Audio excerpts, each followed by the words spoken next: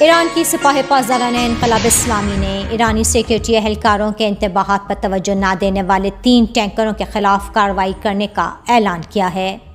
سپاہ پاسداران نے اردن میں امریکی ایئر بیس اور سینٹرل کمانڈ دفاتر کو متعدد بیلسٹک میزائلوں سے نشانہ بنایا۔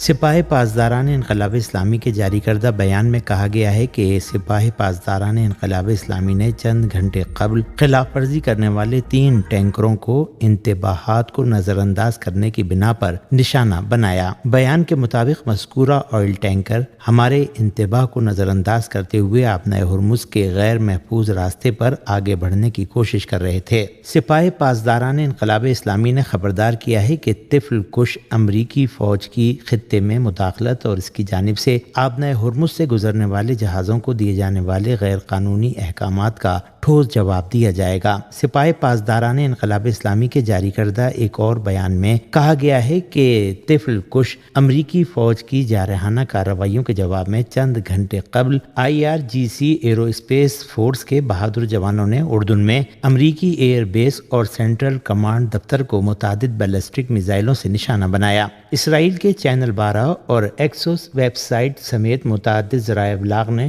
امریکی حکام کے حوالے سے بتایا ہے کہ ایران نے اردن میں امریکی اڈوں پر میزائل داغے ہیں۔ کچھ رپورٹوں میں کہا گیا ہے کہ اردن میں امریکی فوجی ہیڈ کوارٹر میں 5 زبردست دھماکے ہوئے ہیں، جس کی تصدیق سپاہ کے ایک سرکاری بیان میں ہوئی ہے۔ ایک بیان میں سینٹ کام نے دعویٰ کیا کہ IRGC نے ایک حیرت انگیز حملے میں کئی بیلسٹک میزائل فائر کیے تھے اور ان سب کو روک کر تباہ کر دیا گیا۔ یہ دعویٰ ایسے وقت سامنے آیا کہ جب انٹرسیپٹ ویب سائٹ نے موفق السلطی بیس پر پچھلے حملے کا حوالہ دیتے ہوئے ایران کی امریکی اڈوں کو نشانہ بنانے اور امریکی فوجیوں کو ہلاک کرنے کی صلاحیت پر زور دیا اور کہا کہ ایران کی فوجی صلاحیتوں کے مکمل طور پر کمزور ہونے کے بیانات جو پہلے امریکی حکام کی جانب سے سامنے آئے تھے وہ پوری طرح ڈھیر ہو گئے ہیں۔ واضح رہے کہ سپاہ پاسداران انقلاب اسلامی نے ایک تازہ بیان میں اردن میں دہشت گرد امریکی فوج کے ہیڈ کوارٹر اور ایئر بیس کو بیلسٹک میزائلوں کا نشانہ بنانے کی خبر دی ہے۔ سپاہ پاسداران کے بیان میں کہا گیا ہے کہ ایران اسلامی کے عظیم الشان و شجاع لوگوں میدان میں آپ کی مسلسل باشعور موجودگی نے دنیا کو حیران اور سرہانے پر مجبور کر دیا ہے اور آپ کی دعاؤں نے مجاہدین اسلام کی فاتحانہ کارروائیوں کو یقینی بنایا ہے۔ یورپی یونین کی خارجہ پالیسی کی سربراہ کایا کالاس نے کہا ہے کہ ہم نے ایرانی وزیر خارجہ ڈاکٹر سید عباس اراغچی سے ٹیلی فون پر رابطہ کیا اور ان سے خلیج فارس کے حالات اور یوکرین کے بارے میں گفتگو کی۔ ارنا کی رپورٹ کے مطابق یورپی یونین کی خارجہ پالیسی کی سربراہ نے بدھ کو اپنے سوشل میڈیا اکاؤنٹ پر لکھا کہ ایران کے وزیر خارجہ سید عباس اراغچی سے ٹیلی فونی رابطے میں خلیج فارس کے حالات اور یوکرائن کے خلاف روس کی جنگ کے بارے میں تبادلہ خیال کیا گیا، جس کو ماسکو نے گزشتہ دنوں تیز کر دیا ہے۔ کایا کالاس نے مزید کہا کہ خلیج فارس میں جھڑپوں کو معلق کرنے سے ثالثوں کو وقت مل سکتا ہے کہ وہ سفارتکاری کی جانب واپسی کے لیے کوئی راستہ نکالیں اور ایک بھرپور جنگ کی طرف واپسی کو روک سکیں۔ کالایاس نے کہا کہ یہ حوصلہ افزا ہے کہ یوکرائن کے وزیر خارجہ نے کشیدگی کم کرنے کے لیے اراغچی سے بات کی۔ کالاس نے کہا کہ میں ان کوششوں میں مدد کے لیے تیار ہوں۔ انہوں نے کہا کہ میں نے ایران سے ایک بار پھر اپنی اس درخواست کا اعادہ کیا کہ وہ روس کی فوجی مدد بند کر دے۔ دریں اثنا یوکرائن کے وزیر خارجہ نے منگل کے روز اراغچی سے فون پر بات کی اور کہا کہ کیوف کا مقصد کشیدگی میں غیر ضروری اضافے سے بچنا ہے۔ یہ ٹیلی فونی رابطہ ایسی حالت میں انجام پایا کہ جب یوکرائن کی حکومت نے 25 اگست کی صبح کیسپین سی میں ایک ایرانی تجارتی بحری جہاز پر حملہ کیا ہے، جس کے نتیجے میں جہاز میں دھماکہ ہوا اور ایک ملاح شہید اور دوسرا زخمی ہو گیا۔ اس سلسلے میں اسلامی جمہوریہ ایران کی وزارت خارجہ نے یوکرائن حملے کی مذمت کرتے ہوئے اس اقدام کو جارحیت کا ایک مصداق، اقوام متحدہ کے چارٹر کی خلاف ورزی اور عدم تحفظ تحفظ میں اضافے کا سبب قرار دیا اور ایران کے اپنی قومی سلامتی اور دفاع کے حق پر تاکید کی۔ اس کے ساتھ ہی تہران میں یوکرائن کے ناظم الامور کو بھی وزارت خارجہ میں طلب کیا گیا اور انہیں اسلامی جمہوریہ ایران کے شدید احتجاج سے آگاہ کیا گیا۔ اسلامی جمہوریہ ایران کی وزارت خارجہ کے ترجمان اسماعیل بقائی نے بھی اپنی پریس بریفنگ میں ایک ایرانی تجارتی بحری جہاز پر یوکرائن کے حملے کی مذمت کرتے ہوئے کیوف کے حامیوں کو اس اقدام کا ذمہ دار قرار دیا اور تاکید کے ساتھ کہا کہ ایرانی بحری جہاز پر حملہ ایک غیر قانونی اور اقوام متحدہ کے منشور کے برخلاف اقدام اور ایک خطرناک مہم جوئی تھی کہ جس کا اسلامی جمہوریہ ایران کی جانب سے ضرور جواب دیا جائے گا۔ یمن کی مسلح افواج کے ترجمان یحییٰ سری نے اعلان کیا ہے کہ یمنی افواج نے سعودی عرب کے ایک کاریال جاسوس طیارے کو مار گرایا ہے۔ یمنی مسلح افواج کے ترجمان کا کہنا تھا کہ یہ طیارہ آج الصبح صوبہ سعدہ کی فضاؤں میں دشمنانہ کارروائی انجام دے رہا تھا، جس سے مناسب ہتھیار کے ذریعے نشانہ بنا کر تباہ کر دیا گیا۔ یمن کی مسلح افواج کے ترجمان یحییٰ سری نے کہا کہ یمنی مسلح افواج ملک کی خود مختاری اور علاقائی سالمیت کے تحفظ کے لیے اپنی ذمہ داریاں انجام دیتی رہیں گی اور ملکی حاکمیت کی کسی بھی خلاف ورزی کا جواب دینا اپنا جائز حق سمجھتی ہیں۔ امریکی مظاہرین نے جارح صہیونی حکومت کے وزیر اعظم کو گرفتار کرنے کا مطالبہ کیا۔ واشنگٹن ڈی سی میں سینکڑوں مظاہرین نے سڑکوں پر نکل کر مارچ کیا اور مطالبہ کیا کہ بین الاقوامی کرمنل کورٹ کی جانب سے اسرائیلی وزیر اعظم کی گرفتاری کے حکم پر عمل درآمد کیا جائے۔ ہمارے نمائندے کی رپورٹ کے مطابق تیز بارش کے باوجود سینکڑوں مظاہرین نتن یاہو کی گرفتاری کا مطالبہ کرتے ہوئے واشنگٹن ڈی سی کی سڑکوں پر نکل آئے اور وائٹ ہاؤس کی جانب مارچ کیا۔ کچھ مظاہرین جارج ٹاؤن کے فور سیزن ہوٹل کی لابی میں داخل ہونے میں کامیاب ہو گئے، جہاں نتن یاہو رات کا کھانا کھا رہے تھے۔ ویڈیوز میں دکھایا گیا ہے کہ مظاہرین ریسٹورنٹ میں جانے کی کوشش کر رہے ہیں جہاں نتن یاہو کھانا کھا رہے تھے، لیکن سیکیورٹی فورسز نے طاقت کا استعمال کرتے ہوئے مظاہرین کو روک دیا۔ مظاہرین نعرے لگا رہے تھے، بی بی بی بی، تم چھپ نہیں سکتے، تم نسل کشی کر رہے ہو۔ بین الاقوامی فوجداری عدالت نے 2024 میں غزہ میں جارح صہیونی حکومت کے ہاتھوں نسل کشی کی جنگ کے دوران جنگی جرائم اور انسانیت کے خلاف جرائم کے تحت نتن یاہو اور اسرائیل کے سابق وزیر جنگ یوو گالنٹ کے وارنٹ گرفتاری جاری کیے تھے۔ اسلامی جمہوریہ ایران نے اعلان کیا ہے کہ تہران کی اجازت کے بغیر آبنائے ہرمز میں کوئی بھی اقدام انجام نہیں پا سکتا۔ فوج کے چیف آف اسٹاف اور ڈپٹی کوآرڈینیٹر نے کہا ہے کہ فوج کی بحریہ کو آبنائے ہرمز کے مشرقی بحر ہند کے شمال اور بحیرہ عمان پر مکمل کنٹرول ہے۔ ہمارے نمائندے کی رپورٹ کے مطابق ایڈمرل حبیب اللہ سیاری نے بحریہ کی صلاحیتوں کا ذکر کرتے ہوئے کہا کہ الحمدللہ اسلامی جمہوریہ کی بحریہ اچھی حالت میں ہے اور اس سرزمین کے جوانوں کو آبنائے ہرمز کے مشرق، بحر ہند کے شمال اور بحر ہند پر مکمل کنٹرول حاصل ہے۔ ایڈمرل سیاری نے یہ بیان کرتے ہوئے کہ اسلامی جمہوریہ ایران کی بحریہ کے جوان مغربی ایشیا کے علاقے میں مضبوطی سے موجود ہیں، کہا کہ ہمارے جوان ثابت قدم ہیں اور ان کی اجازت کے بغیر ان اسٹریٹجک پانیوں میں کوئی نقل و حرکت انجام نہیں پا سکتی۔ اسلامی جمہوریہ ایران کی فوج کے چیف آف اسٹاف اور ڈپٹی کوآرڈینیٹر نے ملک کی سرحدوں کی سیکورٹی صورتحال کی طرف اشارہ کرتے ہوئے کہا کہ خوش قسمتی سے ملک کے تمام زمینی، سمندری اور فضائی سرحدوں میں سیکورٹی اچھی اور مستحکم ہے۔ انہوں نے اسلامی جمہوریہ ایران کی مسلح افواج کی طاقت میں شہید امام خامنئی قدس سرہ کے افکار کے کردار کے بارے میں کہا کہ آج ہمارے پاس جو بھی طاقت و صلاحیت ہے وہ اس والا مقام شہید امت کی تدابیر اور رہنمائیوں کی برکت سے ہے۔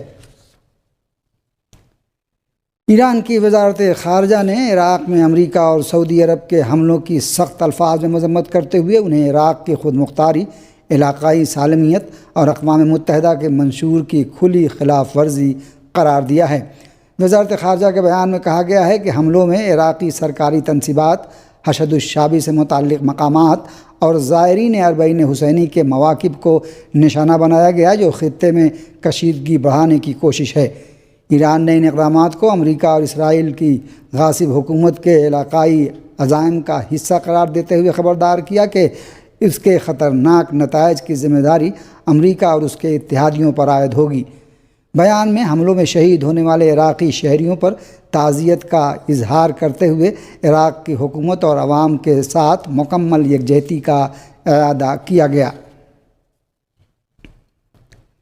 عراق کی عوامی رضاکار فورس حشد الشعبی نے اعلان کیا ہے کہ بدھ کی الصبح امریکہ اور سعودی عرب کے مشترکہ فضائی حملوں میں اب تک کم از کم 20 اہلکار شہید جبکہ 32 دیگر زخمی ہوئے ہیں۔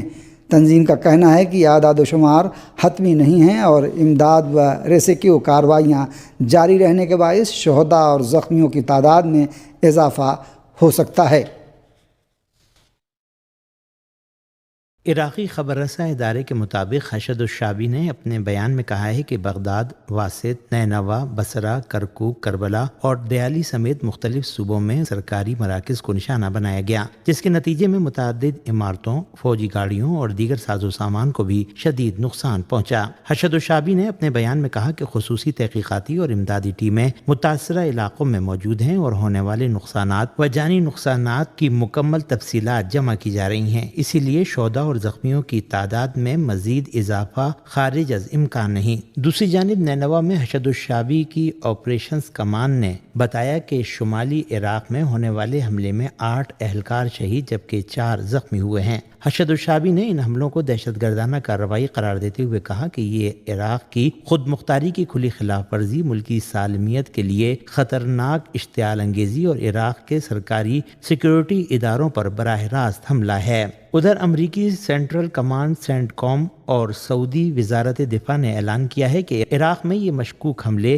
مشرقی سعودی عرب میں تیل کی تنصیبات پر مبینہ ڈرون حملے کے جواب میں کیے گئے۔ تاہم عراقی مزاحمتی گروہ نے اس دعوے کو مسترد کرتے ہوئے کہا ہے کہ انہوں نے سعودی عرب پر کسی قسم کا حملہ نہیں کیا۔ صورتحال کی سنگینی کے پیش نظر عراق کے وزیر اعظم و مسلح افواج کے سربراہ علی فالح الزیدی نے قومی سلامتی کونسل کا ہنگامی اجلاس طلب کر لیا ہے۔ وزیر اعظم کے دفتر کے مطابق اجلاس میں ملک کی تازہ ترین سیکیورٹی صورتحال، حملوں کے اثرات اور آئندہ کے لائحہ عمل پر غور کیا جائے گا۔ اسی دوران عراقی ذرائع نے یہ بھی کہا ہے کہ سعودی فوج نے کربلا صوبے میں اربعین حسینی کے زائرین اور مواقع پر میزائل اور توپ خانے سے حملے کیے ہیں، تاہم اس حوالے سے مزید تفصیلات سامنے نہیں آ سکیں۔ واضح رہے کہ اس سے قبل سعودی حکومت نے دعویٰ کیا تھا کہ اس کی مشرقی تیل تنصیبات پر ہونے والے ڈرون حملوں میں عراقی مزاحمتی عناصر ملوث تھے، تاہم اسلامی مزاحمت عراق نے اس دعوے کو سختی سے مسترد کرتے ہوئے کہا کہ ایسی کسی بھی کارروائی سے اس کا کوئی تعلق نہیں۔ تنظیم نے خبردار کیا کہ اگر عراق کے خلاف کسی بھی قسم کی جارحیت جاری رہی تو اس کا سخت جواب دیا جائے گا۔ ایک فلسطینی عہدیدار نے خبردار کیا ہے کہ اسرائیلی قابض فوج اور آباد کاروں کی بڑھتی ہوئی کارروائیوں کے باعث مقبوضہ مغربی کنارے کی صورتحال تیزی سے ایک بڑے تصادم کی طرف بڑھ رہی ہے۔ فلسطینی ادارہ برائے نگرانی آباد کاری کے سربراہ نصیر ابو ثابت نے کہا کہ رواں سال کے پہلے 6 ماہ کے دوران اسرائیلی قابض فوج اور آباد کاروں کی جانب سے تقریباً 6073 حملے کیے گئے، جن میں درجنوں فلسطینی شہید اور سینکڑوں زخمی ہوئے۔ انہوں نے بتایا کہ ان حملوں میں چھاپے، آتش زنی، لوٹ مار، زمینوں کی تباہی، نئی اسرائیلی بستیاں قائم کرنا، فلسطینی اراضی پر قبضہ اور خاندانوں کو جبری طور پر بے دخل کرنا شامل ہے۔ ابو ثابت کے مطابق ان اقدامات کا مقصد صرف فلسطینیوں کو خوفزدہ کرنا نہیں بلکہ نئی آباد کاری کو مسلط کر کے انہیں ان کی سرزمین سے بے دخل کرنا ہے۔ انہوں نے کہا کہ فلسطینی عوام تمام تر مشکلات کے باوجود اپنی زمینوں اور گھروں پر ڈٹے ہوئے ہیں، تاہم آباد کاروں کی مسلسل کارروائیاں عوامی غم و غصے میں اضافہ کر رہی ہیں، جس سے مغربی کنارے میں وسیع پیمانے پر تصادم کا خطرہ بڑھ گیا ہے۔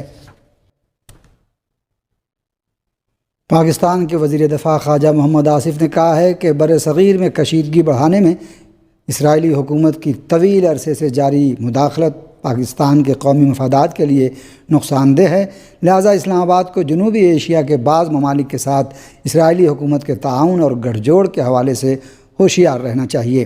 خواجہ محمد آصف جو خطے میں امریکی پالیسیوں اور غزہ میں اسرائیلی کارروائیوں کی سخت ناقد سمجھے جاتے ہیں، نے بر صغیر میں فوجی کشیدگی بڑھانے میں اسرائیلی حکومت کے کردار پر اظہار خیال کرتے ہوئے کہا کہ اسرائیل کی مداخلت کوئی نئی بات نہیں بلکہ یہ اس بات کا ثبوت ہے کہ وہ ہمیشہ سے پاکستان کو نقصان پہنچانے کی کوشش کرتا رہا ہے۔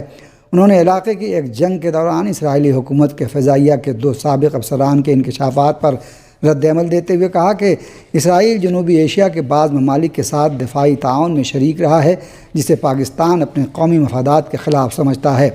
پاکستان کے وزیر دفاع نے مزید کہا کہ اسرائیلی حکومت ان قوتوں کے ساتھ کھڑی ہے جو خطے میں تنازعات اور کشیدگی کو ہوا دیتی ہیں، اسی لیے وہ پاکستان کا مستقل دشمن بن چکا ہے اور مستقبل میں بھی رہے گا۔ پاکستان کے صوبے خیبر پختونخوا اور بلوچستان میں سیکورٹی فورسز کے آپریشنز میں 32 دہشت گرد ہلاک کر دیے گئے۔ سیکورٹی فورسز نے گزشتہ 24 گھنٹوں میں صوبے خیبر پختونخوا اور بلوچستان کے مختلف علاقوں میں آپریشنز کے دوران 32 دہشت گردوں کو ہلاک کر دیا۔ پاکستان کی فوج کے شعبہ تعلقات عامہ ISPR کے مطابق 28 اور 29 جولائی کی درمیانی رات ضلع خیبر میں انٹیلیجنس بنیاد پر ٹارگیٹڈ آپریشن کیا گیا۔ خیبر میں کارروائی میں 24 دہشت گرد ہلاک ہوئے۔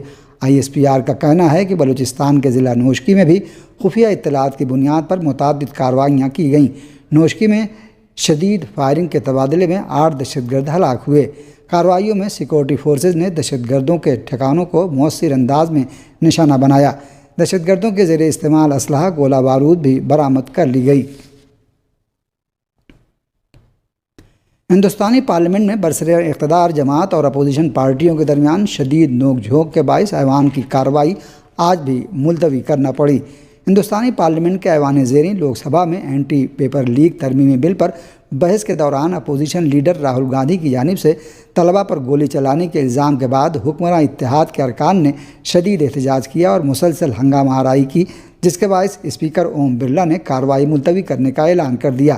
لوک سبھا میں اینٹی پیپر لیک ترمیمی بل پر بحث کے دوران اپوزیشن لیڈر راہل گاندھی نے مرکزی وزیر داخلہ امت شاہ کو نشانہ بناتے ہوئے کہا کہ طلبہ کے احتجاج کے دوران ایک طالب علم پر گولی چلانے کا حکم امت شاہ نے دیا تھا۔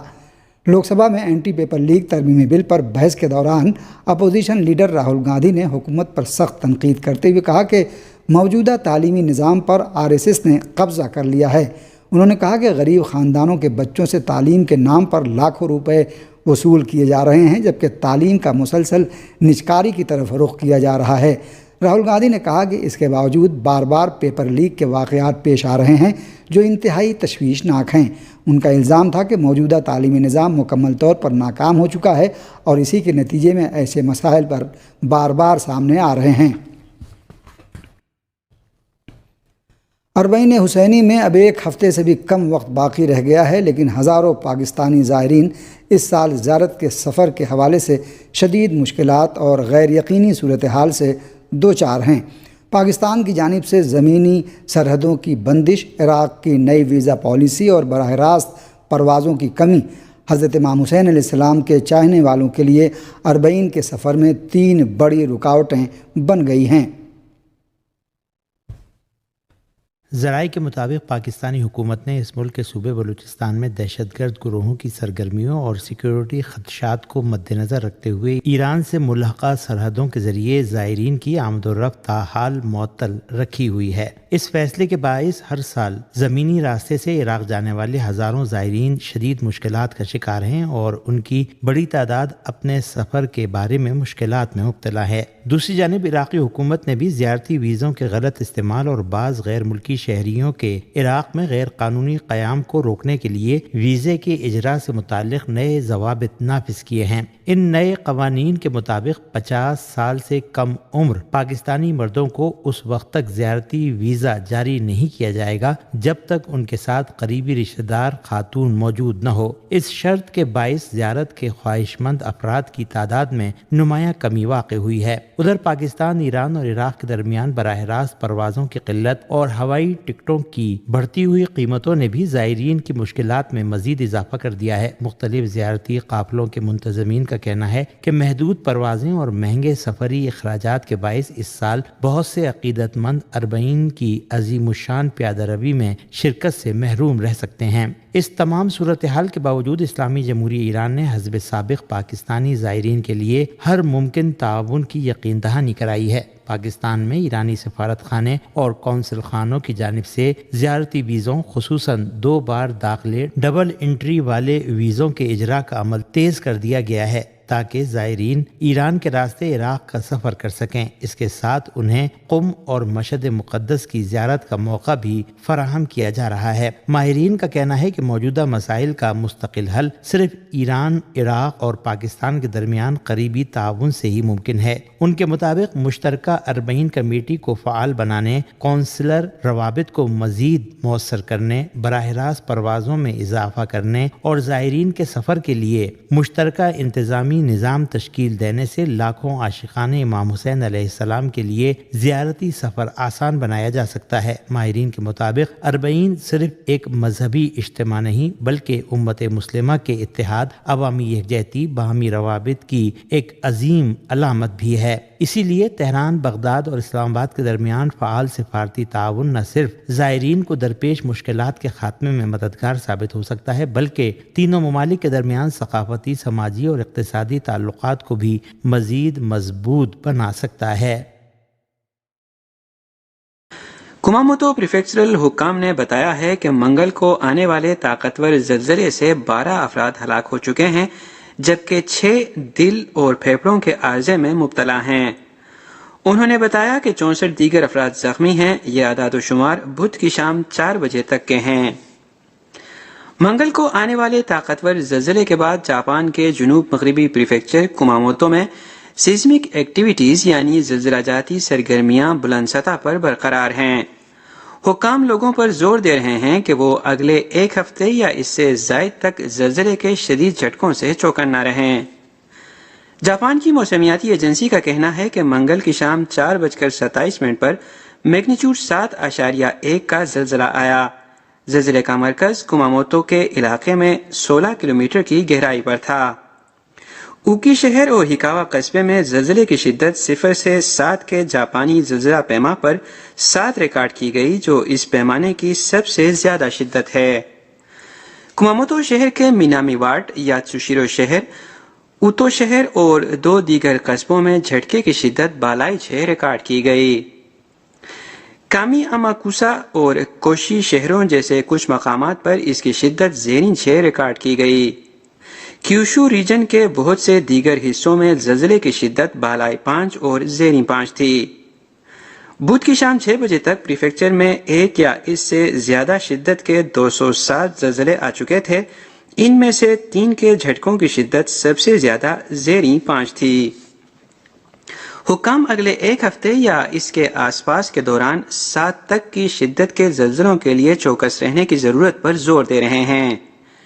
ان کا کہنا ہے کہ خاص طور پر اگلے 2 دنوں کے آس پاس بڑے زلزلے آنے کا زیادہ امکان ہے۔ کاشیما ٹاؤن کے ایون مال کماموتو شاپنگ سینٹر میں امدادی کارروائیاں جاری ہیں۔ اس کمپلیکس کو زلزلے اور اس کے بعد ہونے والے دھماکے سے بری طرح نقصان پہنچا جس کی وجہ سے دوسری منزل گر گئی۔ کماموتو پریفیکچر کے حکام نے بتایا کہ بدھ کی دوپہر 2 بجے تک 3 افراد کی ہلاکت کی تصدیق ہو چکی تھی جبکہ ایک اور شخص کو دل اور پھیپھڑوں کا عارضہ لاحق تھا۔ حکام نے یہ بھی بتایا کہ 6 دیگر افراد کو بچا لیا گیا ہے جن میں سے 5 زخمی ہیں اور ایک کے بارے میں تفصیلات معلوم نہیں ہیں۔ ایون کے انتظامی سربراہان نے بدھ کو ایک نیوز کانفرنس کا انعقاد کیا۔ کمپنی کے صدر نے کہا کہ وہ اپنی جانیں گنوانے والوں کے لیے خلوص دل سے دعا کرتے ہیں اور سوگوار خاندانوں اور زخمی ہونے والوں سے دل کی گہرائیوں سے معذرت کرتے ہیں۔ کماموتو پریفیکچر میں حکام نے اطلاع دی ہے کہ نپون پیپر انڈسٹریز یاتسوشیرو فیکٹری میں بدھ کی دوپہر 2 بجے تک 5 افراد ہلاک ہو چکے ہیں اور 2 کو زخمی حالت میں بچا لیا گیا ہے۔ 4 افراد اب بھی اندر پھنسے ہوئے ہیں۔ زلزلے کی وجہ سے نپون پیپر انڈسٹریز میں دھواں خارج کرنے والی چمنیاں گر گئی تھیں اور دیگر نقصان ہوا تھا۔ امریکی صدر ڈونلڈ ٹرمپ نے یوکرین اور اسرائیل کے رہنماؤں سے بات چیت کی ہے۔ یہ ملاقاتیں ایسے وقت پر ہوئی ہیں جب ٹرمپ دونوں خطوں میں جنگوں کے بارے میں اپنے رد عمل پر غور کر رہے ہیں۔ یہ الگ الگ ملاقاتیں منگل کو وائٹ ہاؤس میں بند دروازوں کے پیچھے ہوئیں۔ یوکرین کے صدر وولودیمیر زیلنسکی نے سوشل میڈیا پر پوسٹ کیا کہ ان کی ٹرمپ کے ساتھ ملاقات اچھی رہی۔ زیلنسکی نے کہا کہ انہوں نے امریکی ساختہ پیٹریوٹ ایئر ڈیفنس سسٹم کے لیے انٹرسیپٹر میزائلوں کی تیاری کے لائسنس پر بات چیت کی ہے اور روس کے ساتھ امن کی نئی سفارتی کوششوں کے لیے اچھی امید کا اظہار کیا۔ ٹرمپ نے بعد میں اسرائیلی وزیر اعظم بنجمن نیتن یاہو سے بات چیت کی۔ فروری میں دونوں ممالک کی جانب سے ایران کے خلاف فوجی آپریشن کے آغاز کے بعد سے دونوں رہنماؤں کی یہ پہلی بالمشافہہ ملاقات تھی۔